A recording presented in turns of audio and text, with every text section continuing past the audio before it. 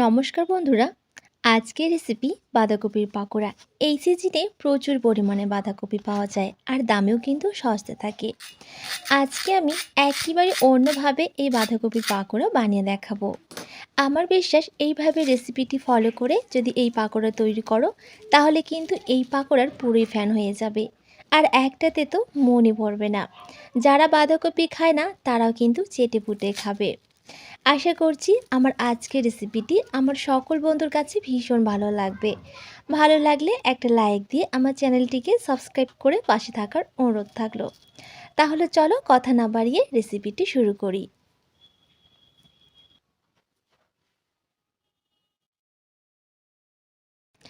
তো এই পাকোড়া বানানোর জন্য প্রথমেই আমি একটা মাঝারি সাইজের বাঁধাকপি খুব ভালোভাবে ধুয়ে আমি ঠিক এরকম সরু সরু করে কেটে নিয়েছি। এবার এই বাঁধাকপিটাকে আমি রান্না করে নেব। তার জন্য একটা কড়াই বসিয়ে দিয়েছি। কড়াইয়ের মধ্যে দিয়ে দিলাম কিছুটা সর্ষের তেল। এবার তেলটা যখন খুব ভালো মতো গরম হয়ে যাবে এবার ফোড়নে দিয়ে দিচ্ছি 3টে শুকনো লঙ্কা, 2টো তেজপাতা আর দিয়ে দিচ্ছি কিছুটা গোটা জিরে। এবার একটুখানি আমি ভেজে নেব। তো ভাজা হয়ে গেছে। এবার দিয়ে দিচ্ছি 4টা কাঁচা লঙ্কা কুচি আর দিয়ে দেব এক টুকরো আদা। আদাটাকে ঠিক এইভাবে আমি গ্রেট করে দিচ্ছি, এতে করে খেতে কিন্তু ভালো লাগবে। এবার কাঁচা লঙ্কা আর আদাটাকে একটুখানি ভেজে নেব।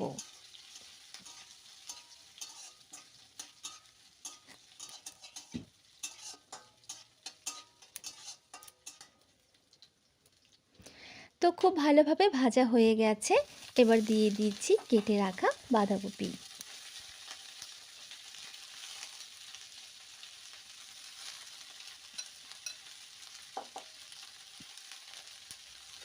তো বাঁধাকপিটা আমার দেওয়া হয়ে গেছে। এবার একটুখানি আমি নেড়ে চেড়ে নেব।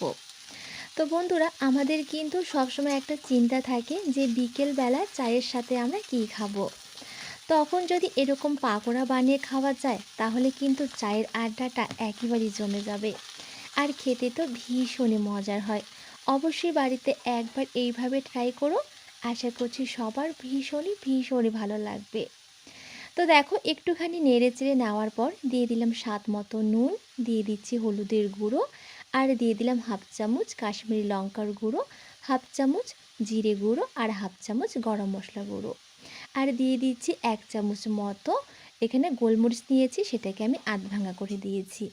আর এই গোলমরিচটা দেওয়ার কারণে কিন্তু খেতে বেশি ভালো লাগবে। এবার এই সমস্ত মশলাগুলোকে বাঁধাকপির সাথে আবারও খুব ভালোভাবে একটু মিশিয়ে নিতে হবে।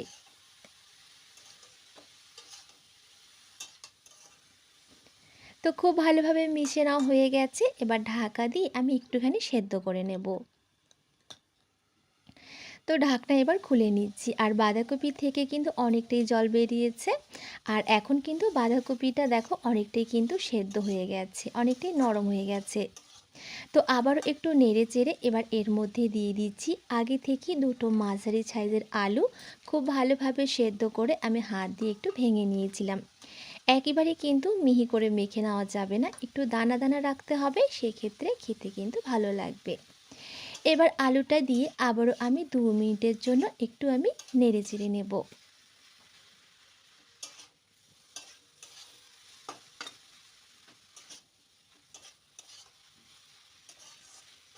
তো আলুটা দিয়ে আবারও আমি 2 মিনিটের মতো রান্না করে নিয়েছি। এবার এর মধ্যে দিয়ে দিচ্ছি আগে থেকেই ভেজে রাখা কিছু কাজু বাদাম। এটা একেবারেই অপশনাল, তবে দিলে কিন্তু খেতে ভালো লাগবে। আর দিয়ে দিলাম কিছুটা ধনেপাতা কুচি। এবার আবারও একটুখানি আমি মিশিয়ে নিচ্ছি।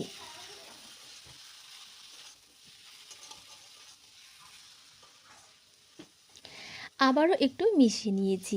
এবার কিন্তু পুরটা আমার একদম রেডি। এবার একটা থালার মধ্যে এই পুরটাকে আমি নামিয়ে নেব। তো পুরটাকে এবার একটু ঠান্ডা করে নেব। তো তার জন্য পুরটাকে ঠিক এইভাবে একটু ছড়িয়ে দিচ্ছি, সেক্ষেত্রে পুরটা তাড়াতাড়ি ঠান্ডা হয়ে যাবে। তো এই ফাঁকে আমি এখন একটা ছোট্ট কাজ করে নেব। তার জন্য একটা বাটি নিয়ে নিয়েছি আর বাটির মধ্যে নিয়ে নিয়েছি 2 চামচ ময়দা আর 2 চামচ কর্নফ্লাওয়ার। তবে কর্নফ্লাওয়ার যদি না থাকে সেক্ষেত্রে ময়দা দিয়েও কিন্তু এই ব্যাটারটাকে তৈরি করে নিতে পারবে। দিয়ে দিলাম স্বাদ মতো নুন। এবার অল্প অল্প জল দিয়ে একটা ব্যাটার তৈরি করতে হবে। এখানে কিন্তু ব্যাটারটাকে খুব বেশি পাতলা করা যাবে না, আবার খুব বেশি কিন্তু ঘনও করা যাবে না। তো ব্যাটারটা আমার রেডি হয়ে গেছে। দেখো ঠিক এরকম ঘনত্বের কিন্তু ব্যাটারটা তৈরি করতে হবে। খুব বেশি মোটাও নয়, আবার খুব বেশি পাতলাও নয়। তো বাটিটাকে এক সাইডে রেখে দিলাম। আর এদিকে কিন্তু আমার বাঁধাকপির পুরটাও খুব ভালো মতো ঠান্ডা হয়ে গেছে। এবার অল্প অল্প পুর হাতের মধ্যে নিয়ে ঠিক এইভাবে আমি চেপে চেপে বল তৈরি করে নেব। আর বলগুলোকে কিন্তু আমি খুব বেশি বড় করছি না, ঠিক এরকম করছি, মাঝারি সাইজের। তো একটা বল আমার তৈরি হয়ে গেছে। ঠিক একইভাবে এই বাঁধাকপি থেকে অল্প অল্প আমি পুর নিয়ে আমি ঠিক এরকম বল তৈরি করে নেব। তো দেখো আরও একটা বল কিন্তু আমার তৈরি হয়ে গেছে। তো একইভাবে সমস্ত বলগুলোকে আমি তৈরি করে নিয়েছি।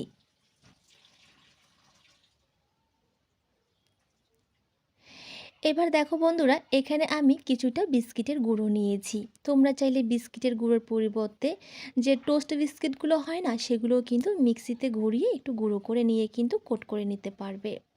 তো আমি এখানে বিস্কিট গুঁড়ো নিয়েছি। দেখো প্রথমে আমি কিন্তু একটা কোট করে নিলাম।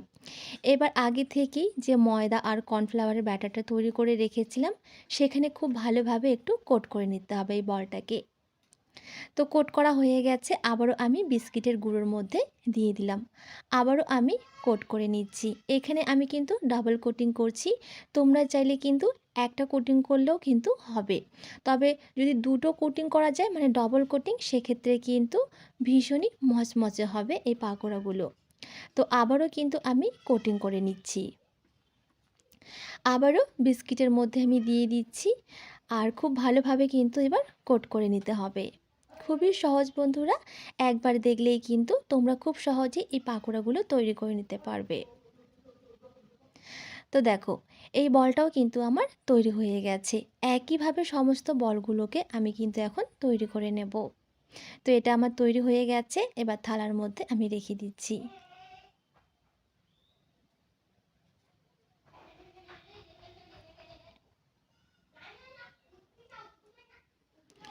তো একইভাবে সমস্ত বলগুলোকে আমি দেখো কোটিং করে নিয়েছি। এবার এই বলগুলোকে ভেজে নিতে হবে। তার জন্য একটা কড়াইয়ে আগে থেকে কিছুটা তেল খুব ভালোভাবে আমি গরম করে নিয়েছি। এবার এখানে আমি কয়েকটা বল দিয়ে দিচ্ছি। যেহেতু এখানে আমি ছড়ানো পাত্র নেইনি, সেহেতু আমি এখানে অল্প অল্প করে ভেজে নেব। আর যদি তোমরা ছড়ানো পাত্র নাও, সেক্ষেত্রে কিন্তু একসাথে অনেকগুলো এই পাকোড়া তোমরা ভেজে নিতে পারবে। তো ওপর থেকে একটুখানি তেল ছিটিয়ে দিচ্ছি, এতে করে ওপরটাও খুব তাড়াতাড়ি ভাজা হবে। এবার উল্টে পাল্টে আমি ভেজে নেব। আর আঁচটাকে কিন্তু একেবারে হাইতে রাখা যাবে না, মাঝারিতে রেখেই কিন্তু ভেজে নিতে হবে। আর ভাজতেও খুব একটা সময় লাগবে না, অল্প সময়ের মধ্যেই কিন্তু ভাজা হবে। তো দেখো আমার কিন্তু ভাজা হয়ে গেছে। আর ঠিক এরকম লাল লাল করে ভেজে নেবে, সেক্ষেত্রে খেতে কিন্তু ভালো লাগবে। তো এবার আমি তেল ঝরিয়ে একটা থালার মধ্যে তুলে নেব।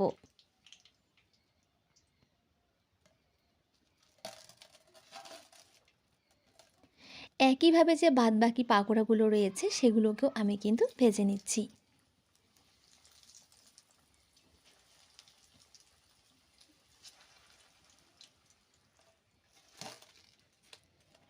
তো সমস্ত পাকোড়াগুলো কিন্তু আমার ভাজা হয়ে গেছে। এবার একটা প্লেটের মধ্যে সুন্দর করে সাজিয়ে নিয়েছি। আর দেখে বুঝতেই পারছো যে কতটা লোভনীয় লাগছে। খেতে কিন্তু দুর্দান্ত স্বাদের হয় বন্ধুরা। তোমরা কেউ বুঝতেই পারবে না যে এই পাকোড়াগুলো বাড়িতে বানানো হয়েছে নাকি কিনে আনা হয়েছে। আর আওয়াজটা শুনে বুঝতেই পারছো যে ওপরটা কতটা মুচমুচে হয়েছে। আর ভেতরটা দেখো একেবারে কিন্তু পুরে ঠাসা। দেখতেও যেমন লোভনীয়, খেতেও কিন্তু অসাধারণ স্বাদের হয় বন্ধুরা। তো অবশ্যই বাড়িতে কিন্তু একবার ট্রাই করে দেখো, আশা করছি ভালো লাগবে। আর ভালো লাগলে একটা লাইক দিয়ে আমার চ্যানেলটিকে প্লিজ সাবস্ক্রাইব করো। তো চলো আজকে এখানেই বিদায় নিচ্ছি। দেখা হচ্ছে পরের একটা অন্য কোনো রেসিপিতে। আর ততক্ষণ অবধি সবাই ভালো থেকো, সুস্থ থেকো এবং সাবধানে থেকো। আজকের মতো বাই বাই।